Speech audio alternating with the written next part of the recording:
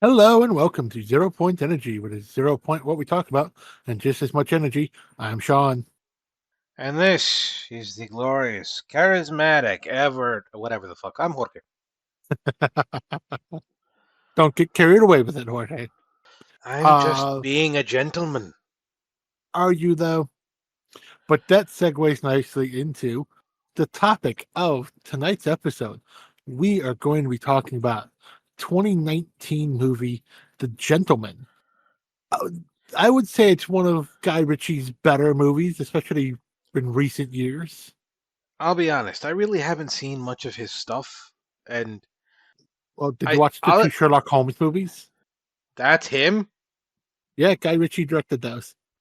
This is a fucking weird dude. Is he though? Is he really? Like, okay, let me put it this way: the guy is crass as fuck in terms of his other movies that I've seen. Not seen. I mean, like the reputation of said movies.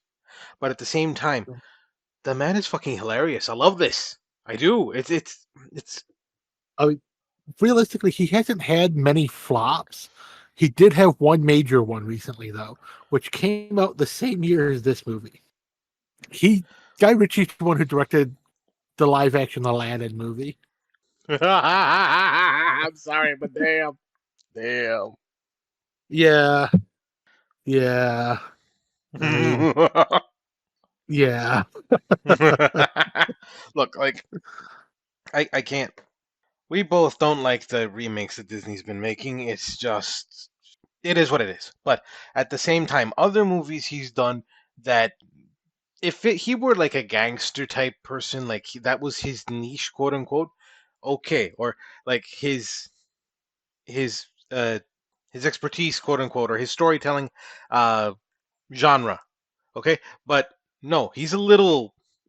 I don't want to say all over the place, but kinda, because like you said, we're talking about Aladdin. Okay, he did King Arthur, Legend of the Sword. That was an awesome movie. The Man from Uncle, also a movie I liked, but they have nothing to do with each other.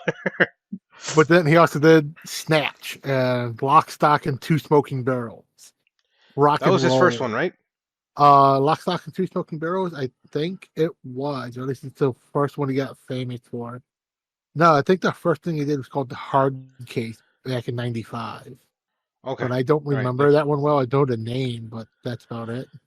Like I remember Lock, Stock, and Two Smoking Barrels. I remember that name because it's even if you haven't seen the movie, you at least know that phrase, like lock, stock, and barrel. But the fact that he changed lock, stock, and two smoking barrels, it makes sense that Yeah. it would stick in your head, you know? Yeah. But then he also did Wrath of Man from 2021. And then we've got a movie that came out this year. Um, I want to say it already came out. I'm bad at paying attention to when movies get released. That The Ministry of Ungentlemanly Warfare. I Like don't that's think it's also out a yet. Guy Ritchie movie. Which seems more up his alley with freaking the man from Uncle. And again, not trying to put the man in a pet into a specific category or anything, but just because it it seems more his style in terms of the roughness, in terms of the Yeah, subdued and that makes comedy, sense. we'll call it. Because this movie is fairly dark, but it's also really fucking funny in the stupidest, weirdest ways, which we both love. Yeah, okay.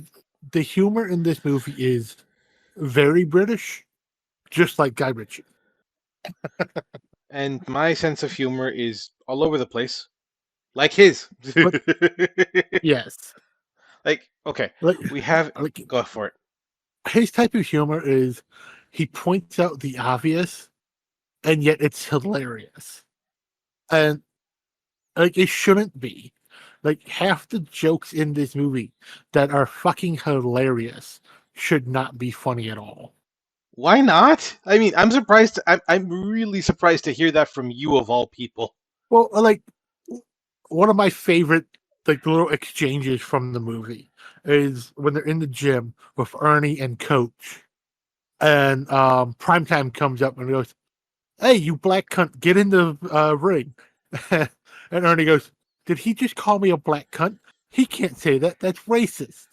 And Coach is like, "But You are black, you are a cunt. Those are just statements of fact. That shouldn't be Yes. as funny as it is, but it How the is. fuck? Okay, I kind of get what you're saying, but again, you and I, neither you nor I are politically correct. Okay, we've made plenty of jokes out there that we could get canceled True. for. Look it up, people. I dare you. Literally, listen to every single episode we do. I dare you. Give us views. Anyways, so like specifically, these jokes are right up our alley. Only we are not as not offensive. Maybe pervasive would be a better word. Like you and Yeah, I aren't as like I'm not gonna call like actually no, I have called you a savage before, now that I think about it. but And you've called me like you know what I mean.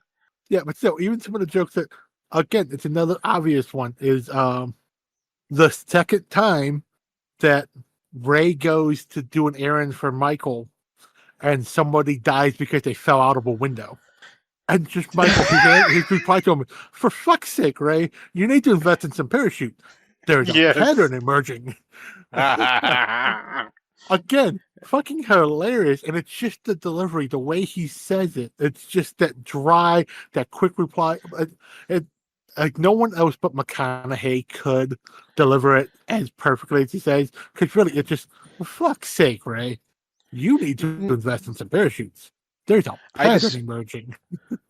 I disagree. I can name two more actors, and I'm really serious about this. Okay, Robin Williams. Yes, I know he's dead. Doesn't matter. And also, what is his name? The guy with him from Goodwill Hunting. No, not fuck is wrong with me. Not Goodwill Hunting. Fuck. What is it? The one with Ben Affleck. What is his name? Fuck. Robin Williams, Ben Affleck, and Um, hold on, I'm looking it up. it's And that's Goodwill oh no, I Hunting. was right. Yeah, it is Goodwill Hunting. Okay, yeah, Yeah. but the guy from The Martian, what's his name? Oh, Matt Matt Damon. Damon. Matt Damon could definitely do that.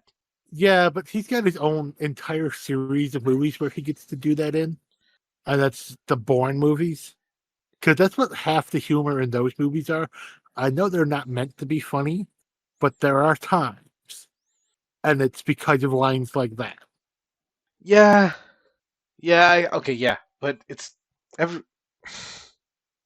Okay, maybe it's just because I've grew up with British humor, so I don't see it as too hard. Maybe I don't know. True. I mean, are you playing with your background? No, I just had it. I'm scrolling through my phone at the moment. I could change my background again if you want me to. No, don't do that. That's just For those of you who are wondering what the fuck we're talking about, since me and Jorge are recording remotely, we video chat so we can see each other's reactions because it makes us seem more alive and just more personable while we're talking instead of just dry recordings like a phone call. And I have a tendency to change my background every time we record. yeah, and But it's I like but I set it at the beginning and I leave it to go for the whole recording. I don't change it mid recording. thank you. Also, this motherfucker still plays with the goddamn soundboard I did it once and I with the forgot that it was really fucking loud. air horn. I know, and I forgot that it was really loud in the headset, and I was wearing my headset too. You're not the only one who got affected by it. I got ear raped too. I ear raped myself. Okay, I know it's because of loud noise, but at the same time, if you think about it, that's kind of impressive. It is. Okay, no, but like I can't say a lot about his movies, Guy Ritchie, just because I haven't seen a bunch of them. All I can say is from the ones I have seen slash heard of, the man is really good at telling a story, and he's really good at. He's not the what do you call it? He's not the cutter, the editor. But at the same time, the way he puts things together, the script and everything, it's like it's nothing short of beautiful, just because of how everything flows together. Everything is so I don't even have the words for it. Okay, basically, I'm calling the man an artist because the way everything is again not cinematography, not not editing specifically, just the the way the story is told in the way it's cut in terms of the script, not the way you see it. is beautiful because you have different types of accents, you have different types of attitudes. It's so incredibly three-dimensional. Best word I can think of. So incredibly three-dimensional. It wasn't just good guys versus bad guys. It's layered. It's like an onion of evil, basically. Yeah. Tell me you understand what I'm getting at. Oh, I understand what you're getting at. That makes perfect sense what you're saying. But when you say it Uh, like that, it sounds like this motherfucker's crazy. I have no idea what he's talking about. I'm gonna let him talk. Then I'm gonna change subject completely. I mean, I could. They really want to, but like, there's a reason why he has uh so many awards. I mean, mostly BAFTAs, but I think he also has an Oscar. I'm not positive. I'm looking that up right Let's now. see. He does not have an Oscar. Nope, no Oscars. Because like he didn't just quote unquote he didn't just direct this. He also wrote the screenplay and then helped. It was fleshed out by two other writers to actually get the story. Ivan Atkinson and Martin Davies. Yeah, yep, yep, yep. I You know I'm being keep giving quiet me because silence. Why? a lot of the times I take the lead and I talk too much, so I'm letting you have a chance for a change. All right, fine. Fuck it. I'll go with it.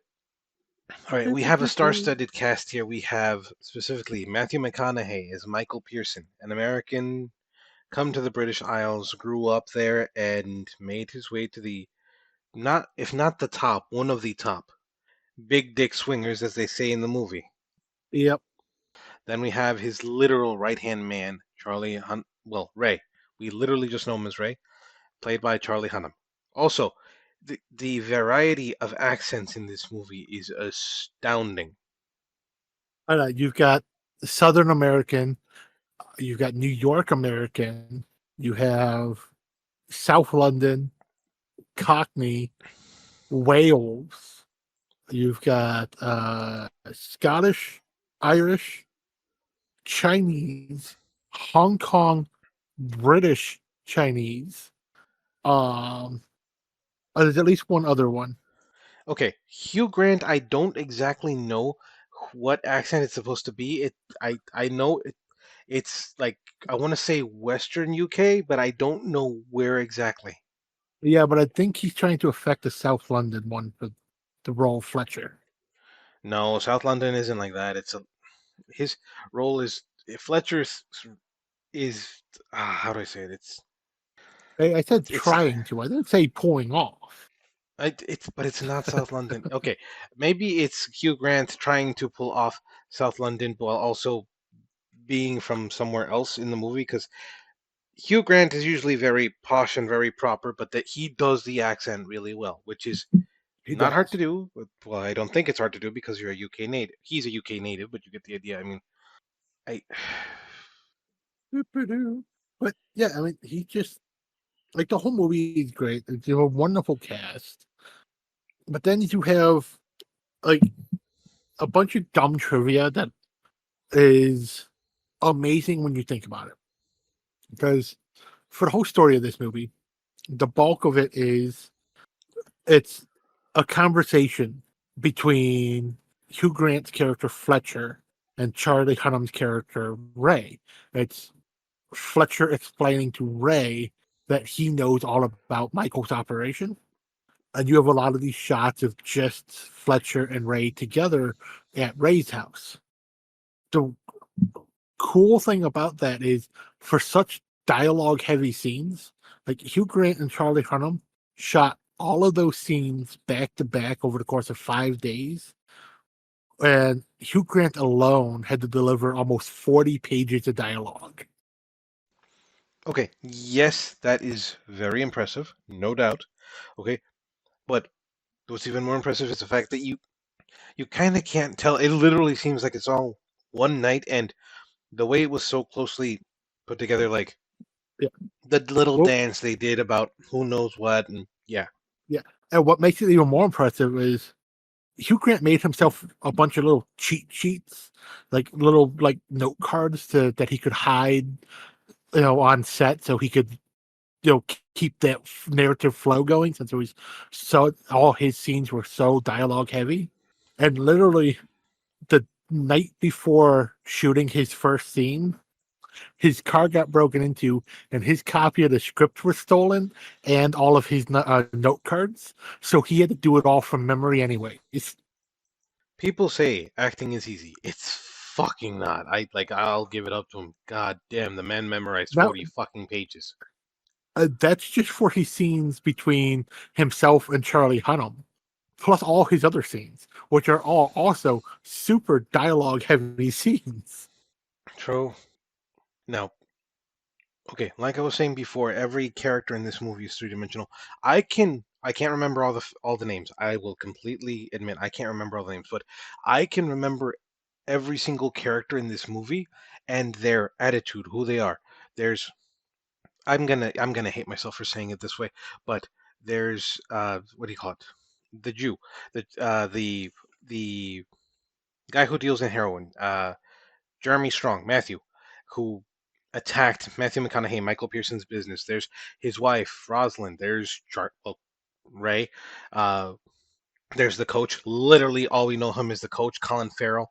There's Lord George. He was literally there for like 5 minutes, not including Yep. non-speaking roles, and he died. And I still remember his ass.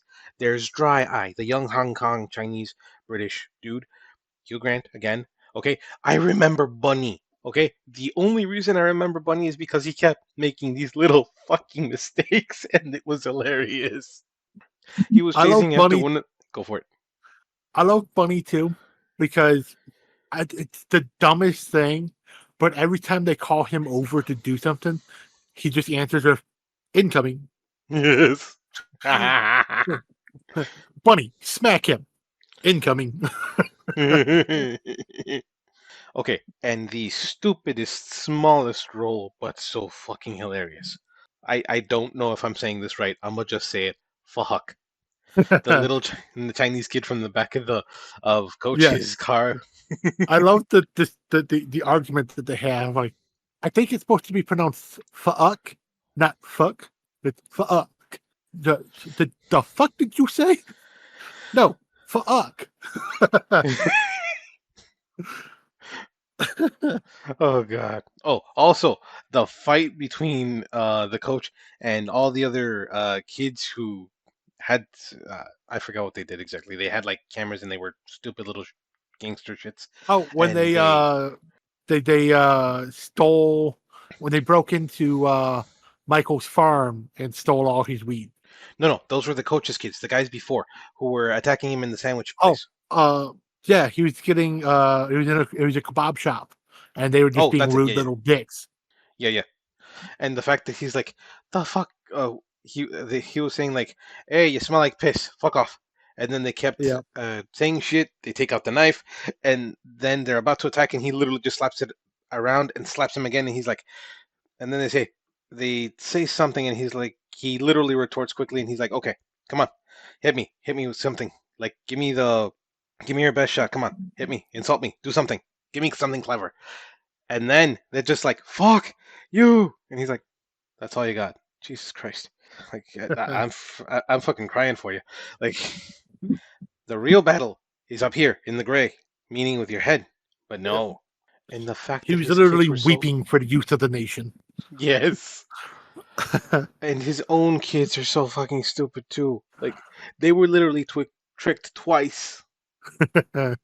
Yeah, Like but they were I, good rappers.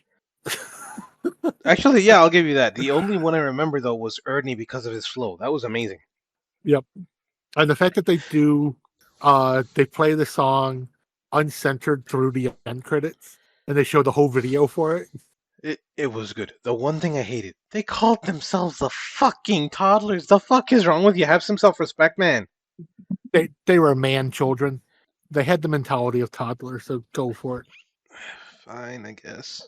Uh, I don't know why, but that made me think of another bit of dumb trivia for the movie. Hmm.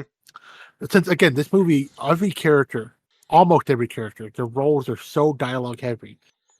Michelle Dockery, who Hmm. plays Rosalind, Mm-hmm. All those little monologue speeches that she gives, her long little diatribes that she would go off on, Mm-hmm. they were written the day she recorded those scenes. Like those parts of her script were not written before filming started. So they would get written and rewritten while they were shooting. And she would just have like an hour or two to memorize it and then go shoot the scene. Okay, I would have been pissed.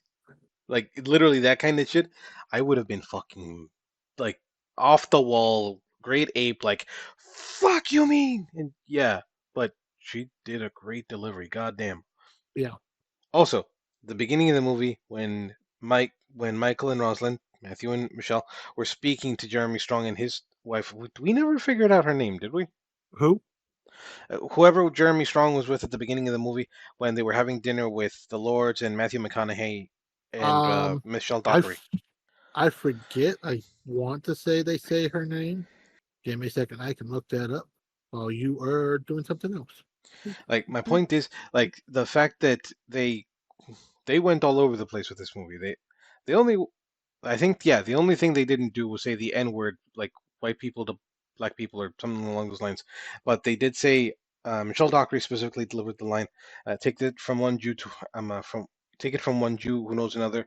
When you let a Jew in, they'll destroy the hen house," or something like that. I forgot the exact line, but yeah, like there was no racial, no, there was nothing that was held back in this movie, and it was amazing for it. I believe it was his wife, and her name was Jackie. Okay, I think. Pretty sure. I forget. all right, Jackie She's was got the one scene at the dinner party. yeah, her name is Lynn Renee. I do not know her from anything else. Yeah, I apparently she was in Gossip Girl, but that's all I know. She's also in. I forget what else she's in. She's in something else that I know her for, and I can't think of it. Oh, Split. She was in Split. Ah, okay. She's also in Wrath of Man. So another Guy Ritchie film. Never saw it. I want to watch it though. It's a decent one. It's one of those movies that I know I watched and I know it was good, but I cannot tell you shit about that movie.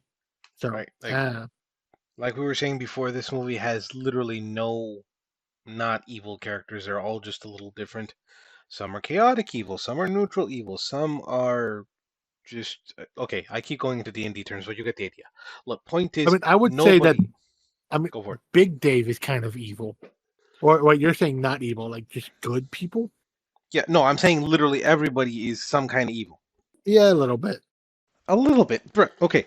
Even Bunny, his fun-loving ass and like cuz he seems like a happy kind of jolly guy, okay? Is willing to cut up somebody, take bodies away, like do all the dirty work, even running after a kid on a fucking bike. Yeah. He's getting paid for it, but I'm pretty sure the man likes his job. He likes the people he works with. Well, I mean, And I'm saying that, you've got the mechanics who work for Rosalind. I wouldn't call them evil because she runs a legitimate business. bruh, she chops up cars and then sells them again. No, it's her shop is a legitimate shop. Okay, at the very least, she buys gray parts or black parts. Okay, but she does, not her mechanics. Like her mechanics are just working on cars, and they're all women. No, that was that one guy who was He's smoking not a with. mechanic. No, he's What is not a he? mechanic in the shop. He's one of Michael's uh guards. He's one of his No, no, guys. no, no. He works for Rosalind. Remember, Rosalind ordered him to get back on the floor to help with something. It was a car that came in, and he was like his specific niche. I forgot what he does. Okay, he only had one part Yeah, in the but movie, no, but but he was one of Michael's men who takes orders from Rosalind. He doesn't actually work in the garage because Rosalind even says in one of her speeches, her garage is a haven of women. Men aren't allowed there. That's why when she comes to work, she's bitching and moaning because the one guy's there and he's smoking with Michael in the back. And she's all pissed off because there are men in her shop when they're not supposed to be. okay, I missed that key detail. Fine. I knew that the I knew It's that it was little a things like that. That's what make Guy Ritchie movies Guy Ritchie movies. It's you got to pay attention to them. I think that's why the Sherlock Holmes movies did so well those movies emphasize those little things that they're easy to miss. Okay. Like, oh, yeah, there's some little kind of background details for this movie that are easy to miss, like the beer that they're drinking when they're in the bar. Um, I think it's called Gritchy Ale, which is a real beer company by the brewery owned by Guy Ritchie. It's G Ritchie Ale, Gritchy. Okay.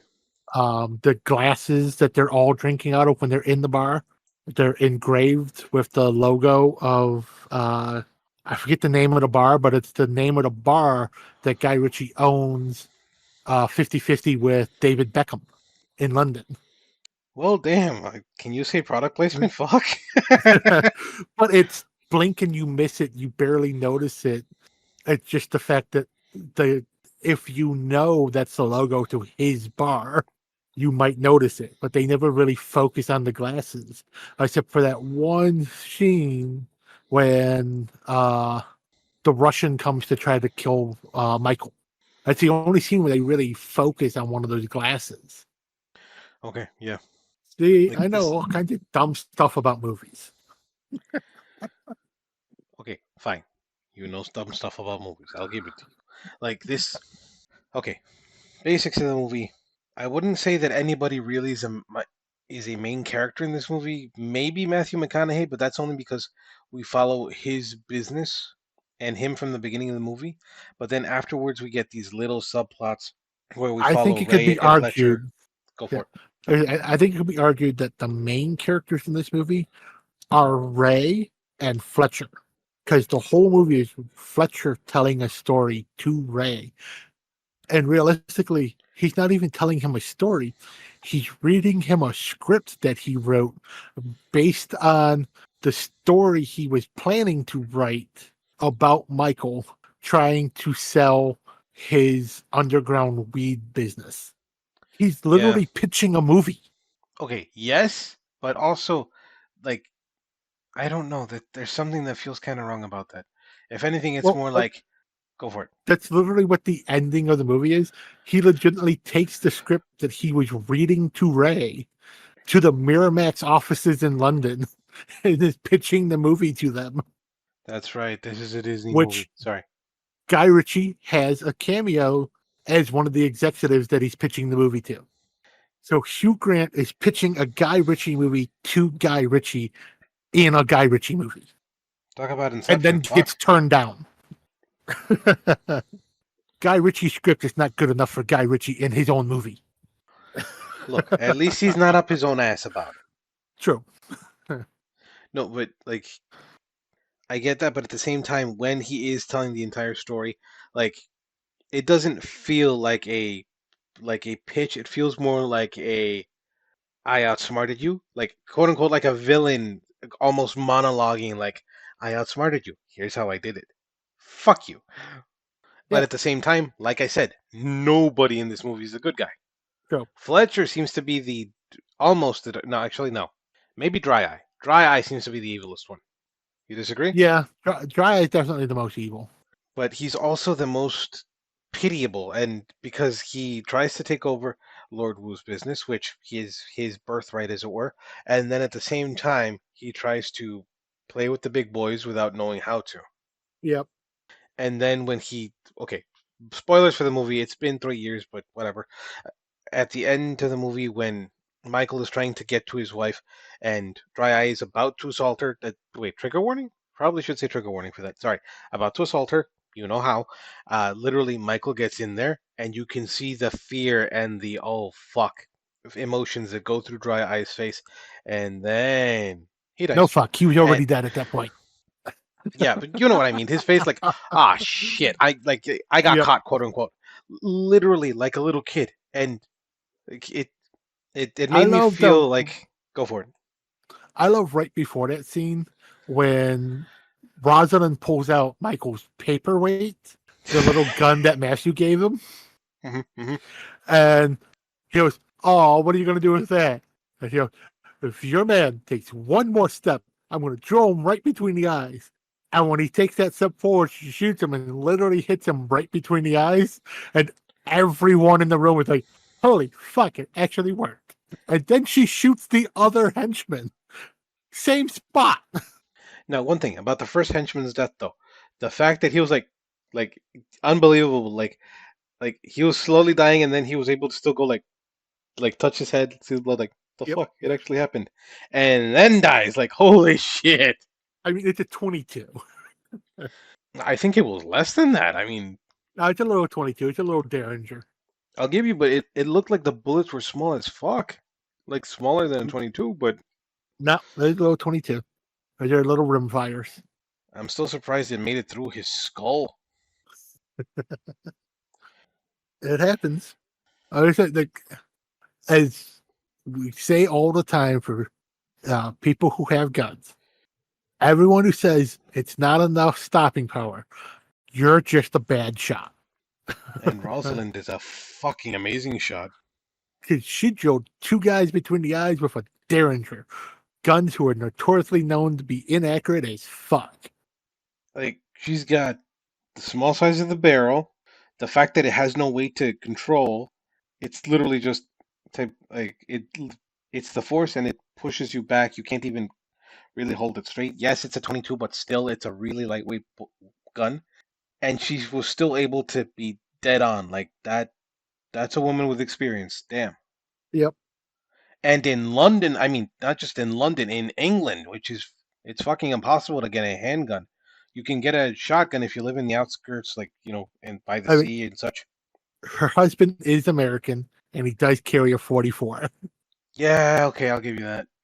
Because when the one dude pisses. No, well, we don't know what kind of gun Michael actually carries on him because the scene when he unloads into the guy with the Desert Eagle is it's Fletcher's dramatic interpretation of the scene, and Ray corrects him and goes, "No, that's not how that happened, because that's not Michael's style."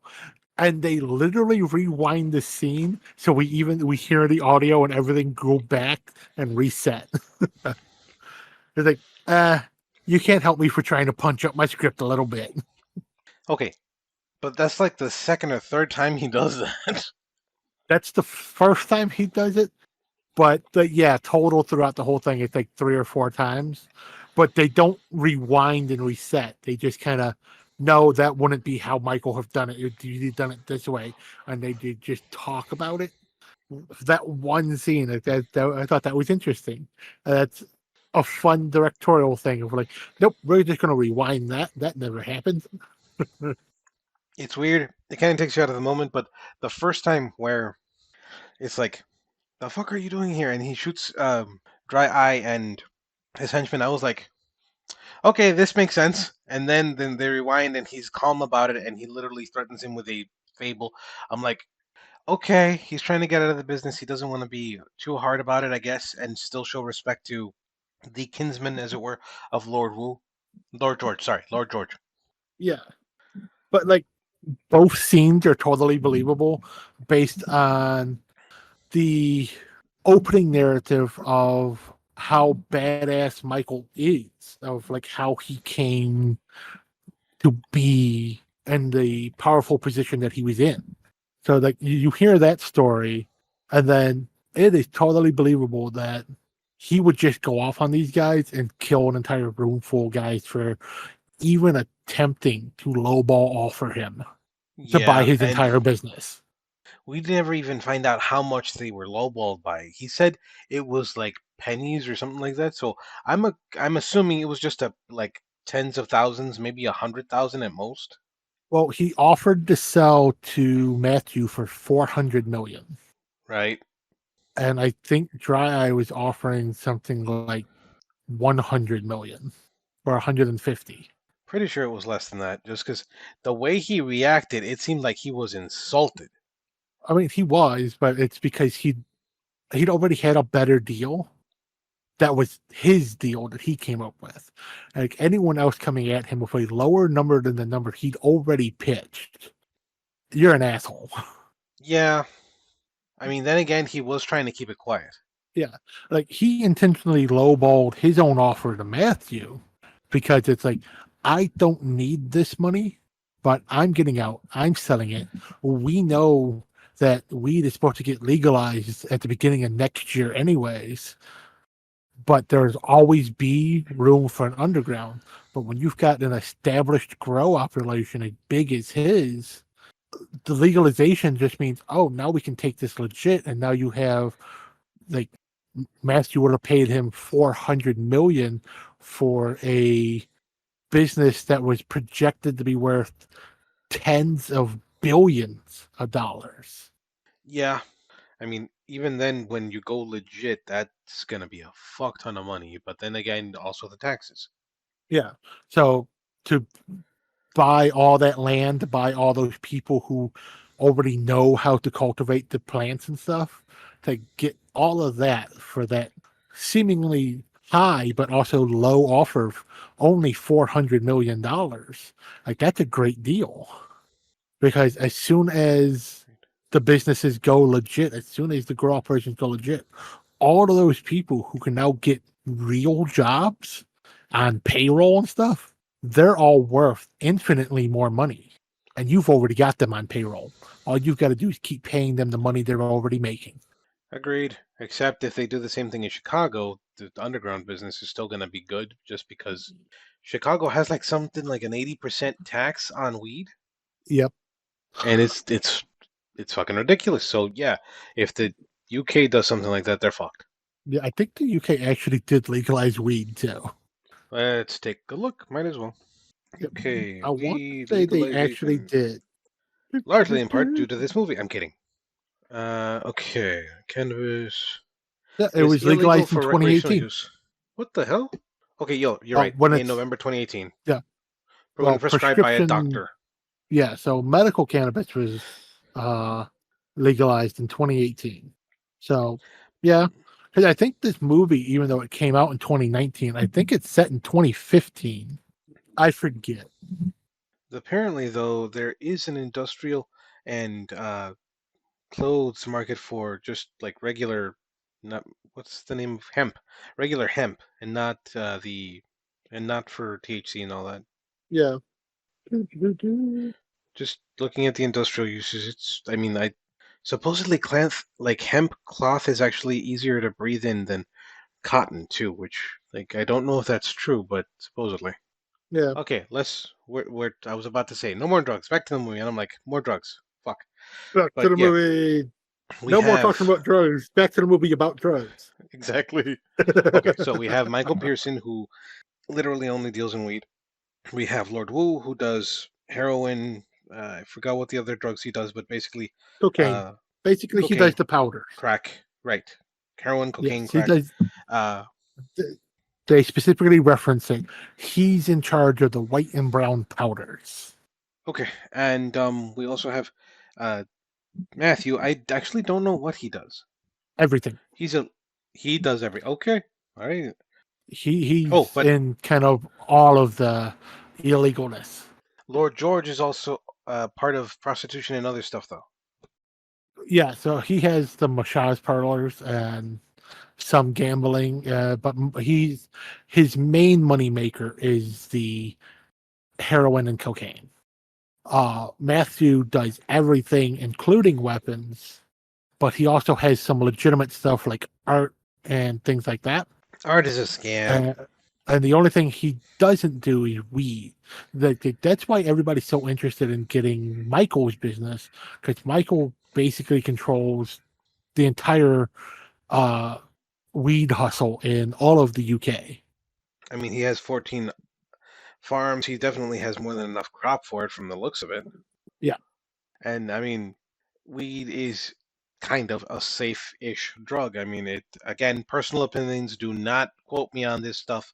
Like, it's less addictive. It's doesn't kill you unless you literally breathe in so much smoke you don't have any more room for oxygen type thing. Like the only way to actually die off of weed is to suffocate, and the chances of that happening are slim to nil. Unless you're one of Or those guys to who like, or to token drive.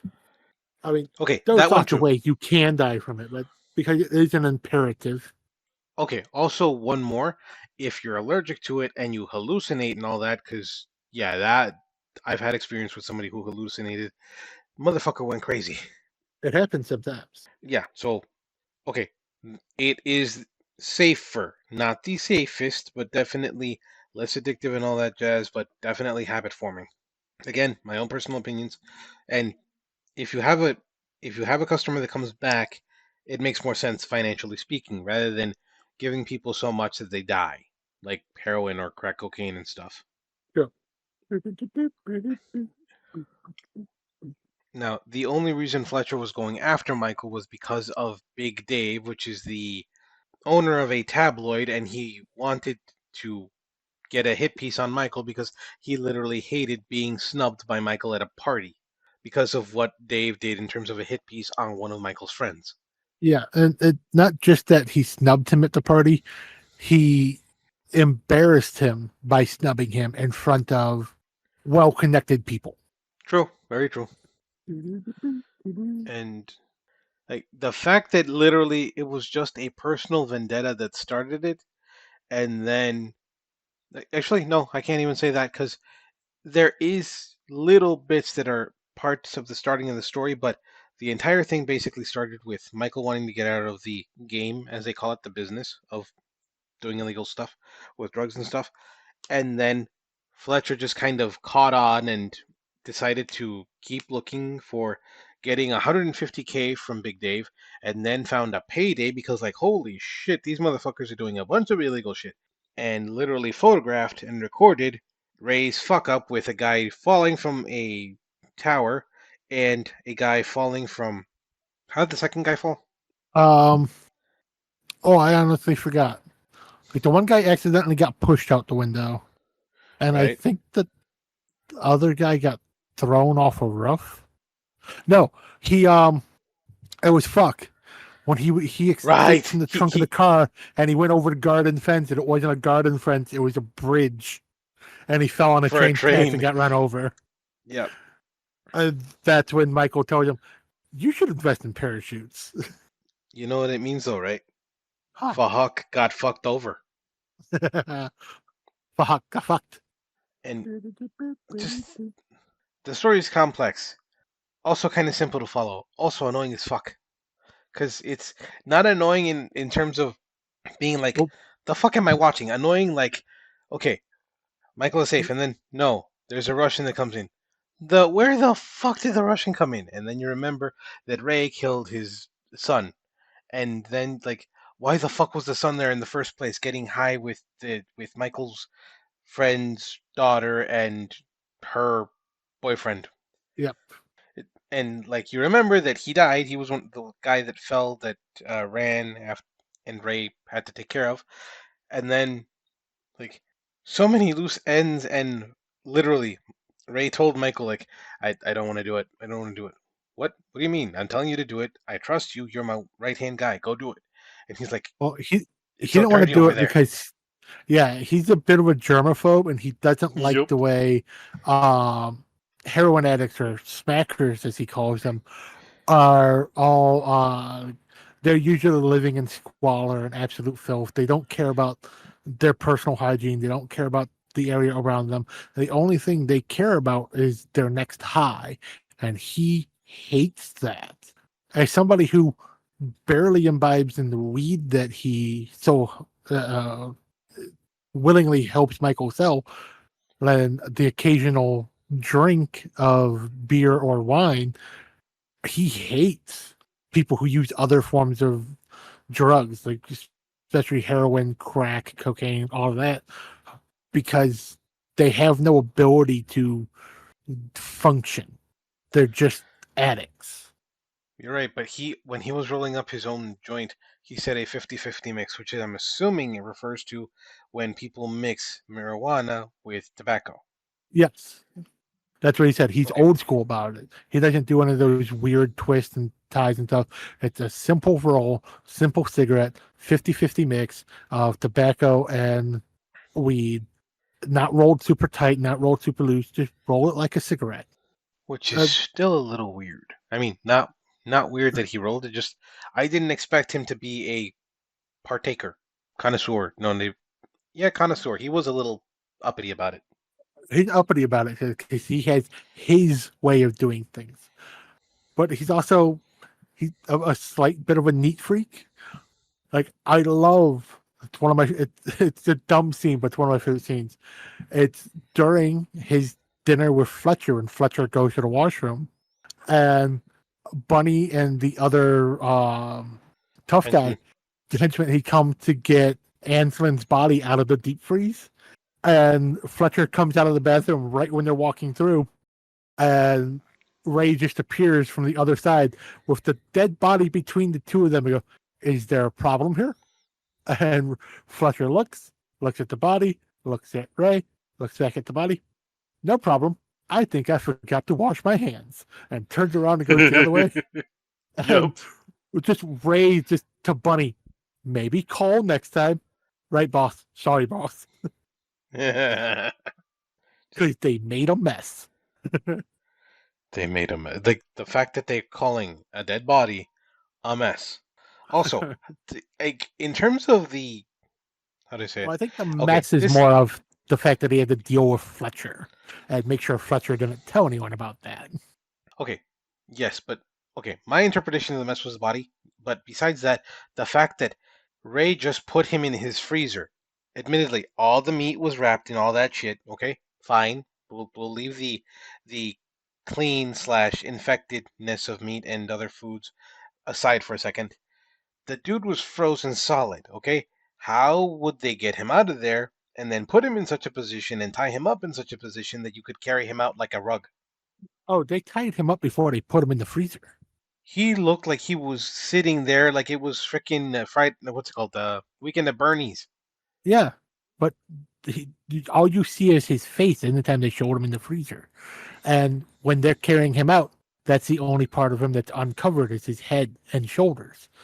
From the shoulders down, he's wrapped in plastic and tied up. Now I feel better about them eating the Wagyu, but okay.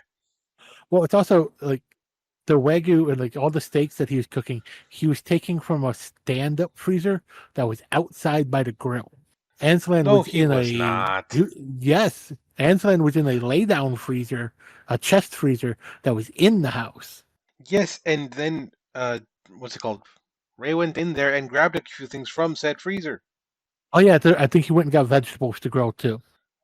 He got some frozen vegetables from the freezer. But the meat that he took came from a different freezer. Because they do show it. He has a stand-up freezer outside by the grill. All right, fine. Take your word for it. Speaking of the Also, that grill, was a that the yes. custom grill that he has was designed by Guy Ritchie himself just for the movie. And they had people custom build it for him. It was a functional grill. I was gonna say that thing looked pretty as fuck. It Like was. I could imagine being, huh? It was a functional, custom built grill that Guy Ritchie designed. I don't doubt it, but at the same time, I'm like, it was a beautiful grill. Like I could literally imagine grilling on that thing. It's like negative 20 degrees out, and just eating your food. And okay, maybe not Oh, negative so 20, but you know what I mean. I mean, I could see negative 20 because, like, unless the wind is blowing hard, it's kind of nice here in Illinois. And the fact that it had built in foot warmers, too, True. Yeah. because they do mention that it has foot warmers. I wonder, like, if you get something like that built to your design and then featured in the movie, is it a tax write-off, and is it also something you get to keep, or does it technically belong to the studio? I guess that depends on who pays to have it built. Like, Guy I mean, Ritchie if you're designed it, but did he pay the builders? If he paid the builders, it's his grill. If Miramax paid the builders, it's their grill. okay, but like if you think about it, like freaking Ryan Reynolds in the Deadpool movie, he kept one of the suits. He stole it. He still has it, and they've probably at least a couple times called him, "We need that back," and he's like, "Nah, it's mine now." Oh no, he's admitted that he paid them for it. He paid them back. Oh, Like he just accepted the charge because there's something like $2.5 million they were charging for the suit. Jesus Christ! Because he didn't just take one of the suits, he took one of the masks for um, the working mask that work with. He can work a toggle in his pocket so it moves the eyes, I so it got you. has Okay. expression. Because they made functional mask, even though that's all CG when we see it in the audience.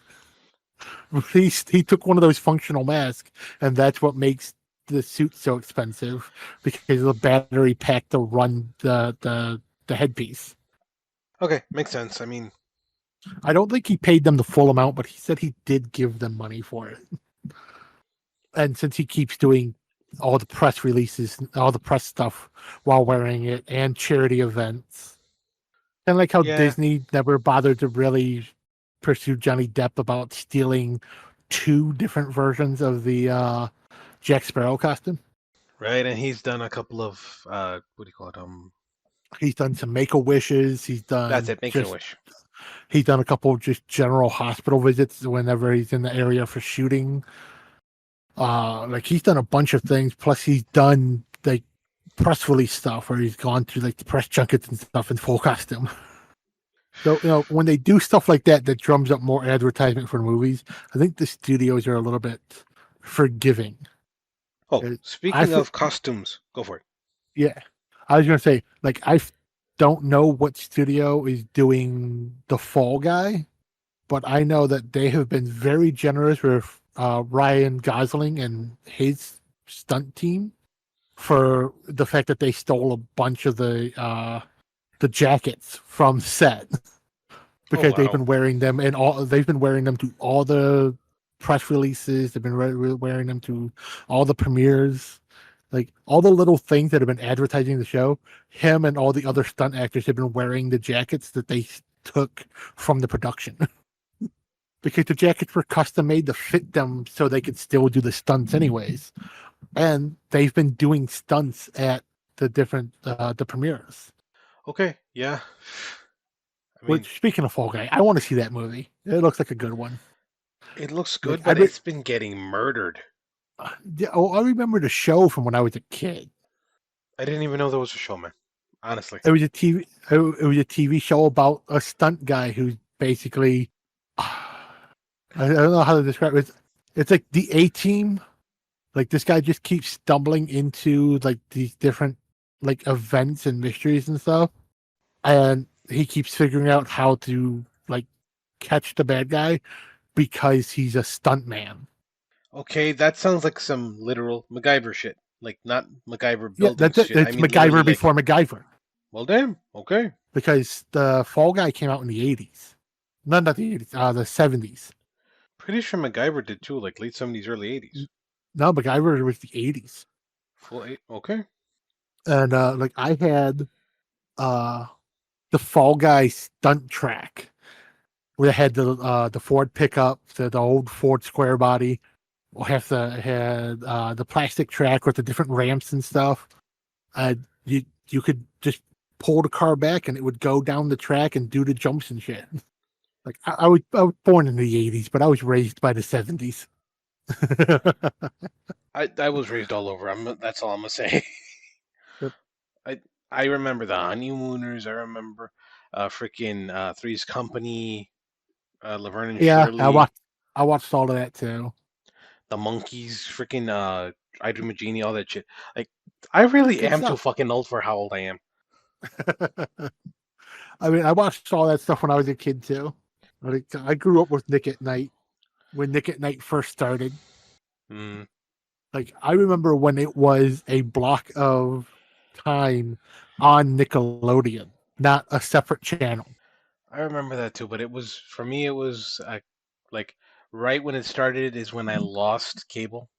Like I When had it it for started like as a do you mean time when it's, block on. Yeah. oh yeah, yeah. Well, that's like Comedy Central. Like I remember Comedy Central was a time block on um MTV. I thought Comedy Central was always on not its own channel, but it was like another Turner channel. I forgot what it was called, but If it wasn't I think it MTV, was it on. was VH. It was either VH1 or MTV, but it was one of those channels. Like at a certain time of night, it stopped broadcasting the music and became Comedy Central. And Hmm. then Comedy Central became its own separate TV thing, or it's just the way it was working on cable was they were broadcast on the same channel. I can't remember, Something like that. but I just remember them being the exact same channel. I didn't know it was the same channel, but I remember Probably no. I remember when it was his own channel. I probably didn't see it when it just a time slot because I remember like Mind of Mencia, Dave Chappelle show. Oh, that was after it became its own channel. Yeah, I Like I'm figured. talking back when the only thing that was on it was the Daily Show. Like that block, that's it. It was on MTV because that block of stuff. It was the Beavis and Butthead, the Daily Show, and one of the other animated things. That was Comedy Central, and then it got separated because Daily Show started on MTV. Did not know that. Okay. Yeah, the when it very first started, it was on MTV, and I think it was part of the Comedy Central, like airing block, All right, and we're going then off it on became its tangents. own separate channel. That's what we do. God damn it. It is, but we're trying to get better about it. Okay, Kind of, so but back not to the really. movie. Here's another dumb fact. Um, During the entire filming of the movie, Matthew McConaughey and Hugh Grant never met at all. As a matter of fact, Hugh Grant did not meet Matthew McConaughey until they were both on the Graham Norton show promoting the movie. That was either really fun or really awkward. Because Matthew McConaughey can be very welcoming, very accommodating, but at the same time, Hugh Grant kind of comes off as a dick. No offense. Yeah, I mean, he can be, but I'm just saying, like, for the two of the main cast of a movie had never met each other until they were during the press tour for the movie. Yeah, it's weird. I mean, okay, considering how comedic this movie is, I'm surprised Matthew McConaughey did not get any comedic lines in this movie besides that one line with Ray. I mean, he's got a couple of funny moments. Like that's his funniest, but he's got a couple of funny moments. Okay, I'll admit I chuckled a little when he said pound of flesh from Matthew, and he said, what do you call it? What's it called? A penny short or a gram shy? Like, I chuckled a little bit. Like, he's using that turn of phrase. Why? Yeah, Like, he grew up in England, which I guess, okay, but at the same time, like, he's being intimidating. Like, when he uses that kind of phrase, it's not as intimidating and it comes off more like unhinged almost. Not crazy unhinged, more like just that's not normal. That kind of unhinged. You know what I mean? Like that's not proper almost. yeah. I mean, there is a fun exchange between Michael and Rosalind that I'm always a fan of because it's one of my favorite sayings is one of Rosalind's lines. And it's when no sooner do I entertain Matthew's offer to buy me out and reject Dry Eye offer, does one of my farms get raided? First time ever. Doesn't feel like a coincidence, does it? It isn't. There's fuckery afoot. Okay, yeah. I'll give you that one. Oh, okay. The coach seemed not black or not dark, not evil, just a little unhinged maybe. And then the fact that the second thing he did for Michael's organization was they kidnapped Big Dave, they drugged him. I have no idea with what, but I'm assuming it was something like ecstasy. And then he fucked a pig, or it's at very least it's very well implied that he fucked a pig. Uh-huh. Yeah. Just like he didn't even get an order. He literally admitted he did that himself. What the fuck, man? Like the man's not Irish. He's fucking Welsh, is what he is. Fuck.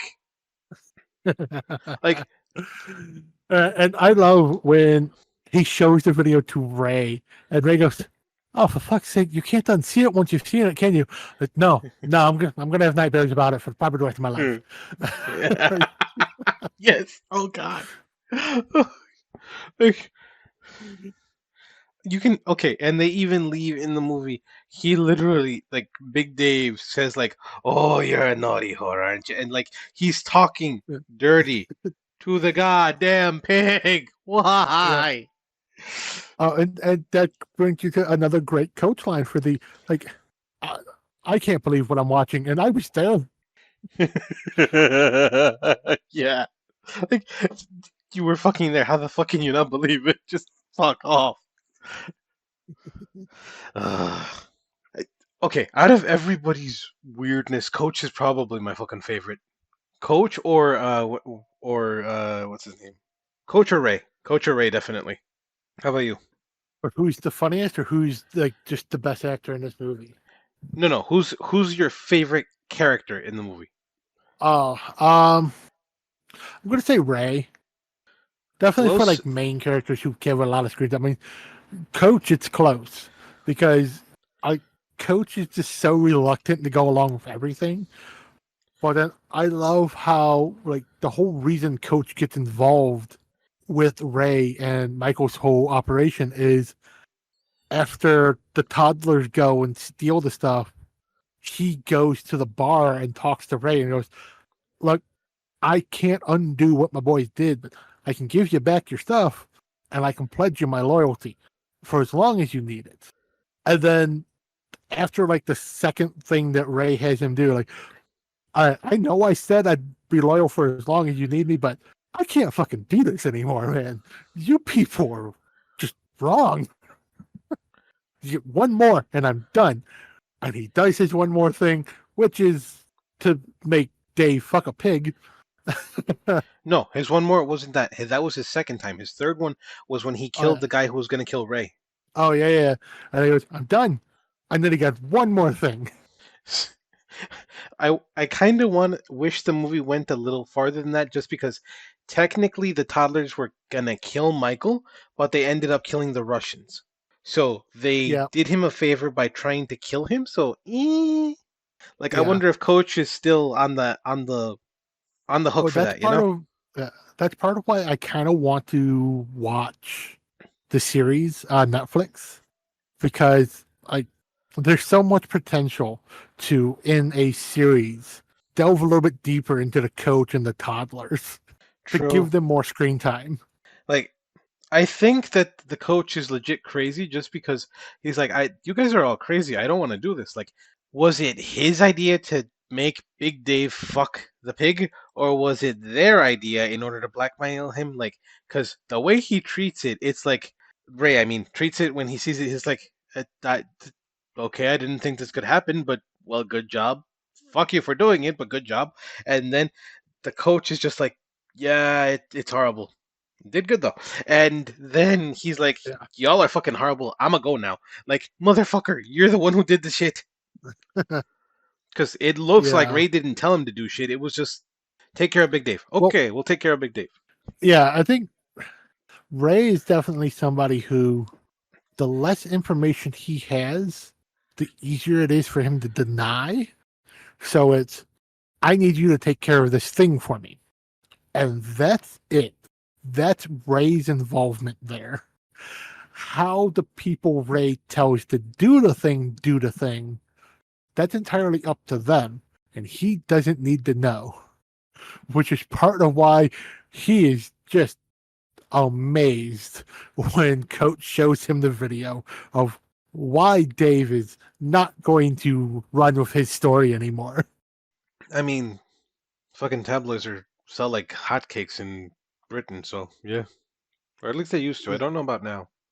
I mean, they'll always have the page six girls. Actually, they got rid of them. Did they? I did not know that. Yes. Hold on, let me pull it up so I can tell you. Did they just because they thought it was chauvinistic and demeaning? Because that would be a legitimate reason to get rid of it. That was basically it, yeah. I think their last time was a couple years ago. I want to say 2016, Like, 17, around there. I feel like they bring it back every so often, but they don't do it as part of each issue anymore. Kind of like how Playboy's kind of gone legitimate now, but they still have their pictorial spreads, mostly online. Okay. They don't have a published magazine anymore, but Playboy is still a thing. They, I swear they said they were bringing back the magazine after the pandemic. They were planning to, but they haven't yet. I'll take your word for it. Okay. Is there anything else you want to say? Because I'm basically I'm done. Like, I love this movie. Um, I don't know. I mean, this movie got okay. This movie was fucking slaughtered then, and in my opinion, in terms of the opinions of critics and shit, because this movie got a 7.8, at least it does on IMDb. And I mean, I give this movie at least a 9.9. Okay, maybe 9.7. But this movie is as close to perfect as I've seen in terms of both comedy, action, story, and three-dimensional characters are awesome. Yeah, and I feel like that's why it's translated so well into a successful TV show. Like usually when you make a show based on a movie that basically just an extended retelling of the movie, it does horribly. But I've seen nothing but positive reviews of The Gentleman on Netflix. And I've had customers come into my store and ask me if I have seen this fucking show and if I've been watching it or not. And I watched the first episode the day it premiered because I was interested in it. I have not watched more than that. I fucking enjoyed the hell out of it. It's missing a little of that Guy Ritchie flair, even though Guy Ritchie did work on the show. But I also feel like he toned it down a little because it is technically a TV show, not a movie. I mean, I get it, but at the same time, it's Netflix. They kind of get away with. Actually, no, I can't say Well, that because they do like censor like nudity and stuff. So yeah, I want to say he toned it down just because he's extending the telling of the story. He's not trying to fit all of the story into 2 hours. He's now got, I think it's 8 episodes, hour yeah. long episodes. So yeah, it's I think 8 45-minute episodes. So over the course of 7.5 hours now to tell the same story. So you get a little bit more background on some of the characters. You spend more time with these characters. Is why I said I want to properly dive into it and see if they do something better with the coach and the toddlers, or if we can get some more explanation of why the fuck was Anslan there, and who is he and his father? Why are they so fucking important? All we know is they're Russian oligarchs. Literally, well, his father's a Russian oligarch. That's literally all we know. Yeah, we get this bare bones explanation, and it's supposed to be one of those. Yep, that's it. That's the explanation. That's all you need. No, we need more. If we had more time, which is what I said, the in the context of a TV show, we can get that more time. And like I said, I have not heard anything bad about this show. I've not read anything bad about the show. And we've seen the movie, so we know the story. We know the plot. The TV show is supposed to just be the movie, but extended. Hmm. Okay. Like maybe a little bit more background on Michael and how he came to power and stuff, but like it's not a prequel. It's set roughly at the same time as the movie. So it should be the story of the movie. The first episode, it's kind of the beginning of the movie where you're establishing the characters. I haven't seen So that. I like gotta watch it. yeah, like it would be cool to see if they talk about like how did Ray and Michael become partners? Like I think they mention it in the movie, but they don't expand on it. It's like, oh, and yeah, and they met and he's part of his empire. Yeah, but why is he his trusted right hand man? Good question. Like, quote unquote, did he save his life or something along those lines? Yeah, like I could see when Michael was at university that Ray kind of maybe he stepped up and he was kind of his tough, his heavy. But I don't know. Like I said, I'll have to see the show and hopefully they expand on that. Hopefully. I mean, yeah, I think we're kind of out of things to talk about for this episode and for this movie. But for those who like, even you brought it up, but yeah, we kind of jumped all over the place. Anybody who's ever watched a Guy Ritchie movie, jumping all over the place is kind of how the movie is. Yeah, you're right. Yeah. No, yeah. Why didn't I even think of that? You're completely fucking right. Because I have watched a lot of Guy Ritchie movies. Oh, also, just one fun fact. This was the guy who married Madonna in the 90s. Twice. He married her twice. Twice. Oh, God. Wow. Yes, they got Like, married, they got divorced, they got married again. He also directed two of her movies, or I at know least one of he them. did two movies that were specifically for her. I know one of them completely bombed. I don't know about the other. Give me a second, I'll tell you his movie. Well, at least which one it was. Swept Away from 2002. But that one was pretty bad. I mean, it was a decent movie, but it was also kind of bad. I, that's the one that was a remake of the original, right? And I heard the original writer or director of that movie cried seeing the remake. Yeah, I think so. Then he also did in 2005 a documentary about Madonna called "I'm Going to Tell You a Secret." Yeah, no, Well, I think it's no. he. I think that one just listed as one of his movies because he's in it because it was directed by Jonas Ackerland and it was made by MTV. Hmm, okay. Maybe he was just there to provide support because Madonna and he knows Madonna type thing. Possibly. But yeah, All right. Swept Away was it was not a good movie. It wasn't a bad movie, it just wasn't a good movie. Maybe we'll watch it, see what happens. No, no, we won't. What? Why not? Because I've seen it more times than I should have for reasons I'm not going to admit. I'm assuming the reason is 90s Madonna, and that's all I'm gonna say. I mean, the movie came out in 2002, so it's 2000s Madonna. Still, Yeah. let's just say nothing was hanging, and we'll leave it at that. I mean, hey, she still looked good in her 50s. That's why I said nothing was hanging. That was the joke. Okay, moving on, buddy. I was trying I to mean, leave they you were, some. they were hanging, it's just not as low as you would think. Okay, I was trying to be nice, just give you a little out, and still be like descriptive, but no, you had to be like all in there. Yeah, sometimes you got to get all in there, right up in Okay, there. we're ending this. Have a good night, everybody. Fuck. Be good to one another. Keep the faith. Bye bye.